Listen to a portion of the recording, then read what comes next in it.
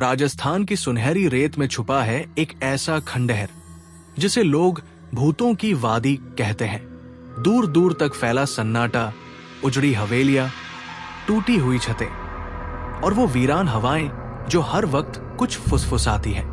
ये कोई आम खंडहर नहीं, ये भूत बंगला है, एक ऐतिहासिक हवेली जो कभी राज परिवार की शान थी, लेकिन अब वहां केवल चीखें और परछाइयां बची है। नमस्कार दोस्तों, अगर आपको हमारे डरावने, रहस्यमयी और रोमांचक किस्से पसंद आते हैं तो हमें लाइक करना न भूलें। आपकी एक छोटी सी कमेंट हमें और भी बेहतरीन कंटेंट बनाने के लिए प्रेरित करती है। तो नीचे कमेंट करके बताइए कि आज की कहानी आपको कैसी लगी। और हाँ, अगर आप ऐसी ही भूतिया, खौफनाक और दिल दहला देने वाली कहानियां सुनना चाहते हैं तो चैनल को सब्सक्राइब जरूर कर लें और बेल आइकन दबाएं ताकि अगली बार जब कोई नई कहानी आए तो आपको सबसे पहले पता चले। भूत बंगला, राजस्थान का ऐतिहासिक खंडहर जो भूतों की वादी के नाम से जाना जाता है। कहानी की शुरुआत एक दस्तावेज जो मिला एक प्रोफेसर को। जयपुर विश्वविद्यालय के प्रोफेसर अशोक राव को एक दिन लाइब्रेरी की पुरानी किताबों में एक पत्र मिला, 1876 का लिखा हुआ, जिसमें एक हवेली का जिक्र था। पत्र में लिखा था, ये हवेली रानी रतनप्रिया की आत्मा से ग्रसित है। जो भी वहां गया वो लौटकर नहीं आया। भूतों की वादी में मत जाना। लेकिन प्रोफेसर अशोक एक इतिहासकार थे। उनके लिए भूत प्रेत से ज्यादा जरूरी था सच्चाई और इतिहास की गहराई। उन्होंने तय किया कि वो भूत बंगला पर एक रिसर्च करेंगे। अशोक ने अपनी टीम बनाई। आर्या, उनकी होशियार रिसर्च स्टूडेंट। मनन, वीडियोग्राफर जो डॉक्यूमेंट्री बनाना चाहता था। राधिका, एक लोक कथाओं की जानकार जो राजस्थान की कहानियां खोज रही थी। चारों ने कैमरे, रिकॉर्डिंग उपकरण और पूजा की कुछ सामग्री लेकर भूत बंगला की ओर सफर शुरू किया।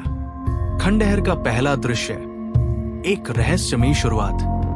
राजसमंद से 20 किलोमीटर दूर एक वीरान पहाड़ी पर स्थित था वो खंडहर। जैसे ही टीम वहां पहुंची, हवा का तापमान अचानक गिर गया। पेड़ों की शाखाएं अपने आप हिलने लगी। हवेली की बड़ी बड़ी जालियों से झांकती काली परछाइयां किसी की निगाहें महसूस करा रही थी। जैसे ही मनन ने कैमरा ऑन किया, स्क्रीन पर लिखा आया, you are not welcome here. यहां आपका स्वागत नहीं है। रात का समय था।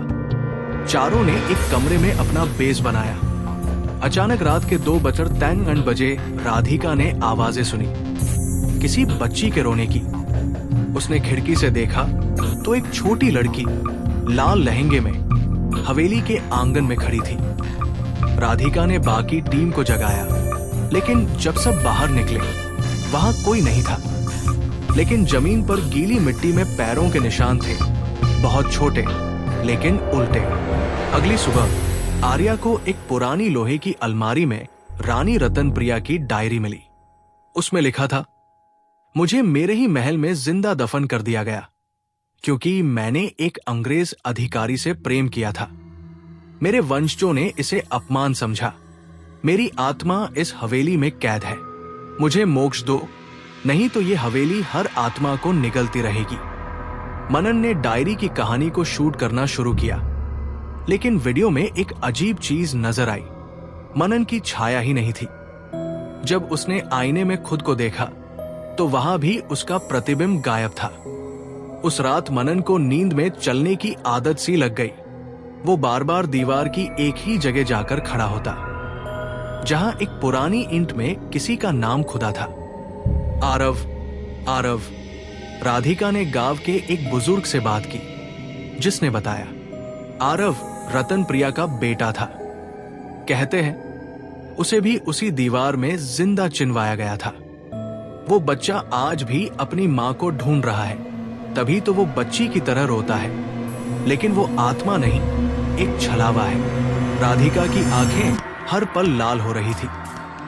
वो एक अजीब भाषा में बड़बड़ाने लगी थी।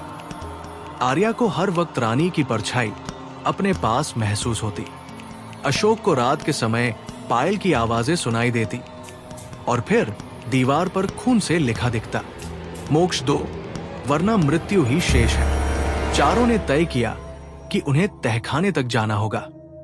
नीचे उतरते ही उन्होंने देखा जमीन में बनी हुई एक चट्टान, जिस पर संस्कृत में कुछ खुदा था। शांतिपद द्वार, आत्मा को मुक्त करो। और वहां एक शीशे का दर्पण रखा था, टूटा हुआ लेकिन चमकता। जैसे ही आर्या ने उसे छुआ, पूरी हवेली कांपने लगी, दीवारों से खून टपकने लगा और आरव की आत्मा सामने आई। बच्चा नहीं, एक राक्षसी आकार का बालक, जिसकी आंखें आग जैसी थी। वो चिल्लाया, तुम भी मुझे छोड़ जाओगे जैसे माँ ने छोड़ा। अशोक ने रतन प्रिया की डायरी और एक पुराने पुजारी की लिखी संस्कृत मंत्र की प्रति लेकर आर्या को मंत्र पढ़ने को कहा। आर्या ने कांपते हुए हरि क्ली शांति स्वाहा। जैसे ही मंत्र पूरा हुआ, हवा शांत हो गई। आरव की आत्मा चीखते हुए हवा में घुल गई और अचानक रानी रतन प्रिया की परछाई आकर बोल उठी, तुमने मुझे मुक्त कर दिया, अब ये हवेली शांति में है, तुम्हारा धन्यवाद। अगली सुबह हवेली पूरी तरह बदली हुई थी। जहां कल वीरानी थी, वहां अब पक्षियों की चहचहाट थी। हवेली की दीवारें चमक रही थी, जैसे कोई अदृश्य शक्ति ने उसे नया जीवन दे दिया हो। मनन की छाया वापस आ गई थी। राधिका सामान्य हो गई थी। अशोक ने इस घटना को दुनिया के सामने लाने का फैसला किया, लेकिन जगह और आत्मा की इज्जत के साथ।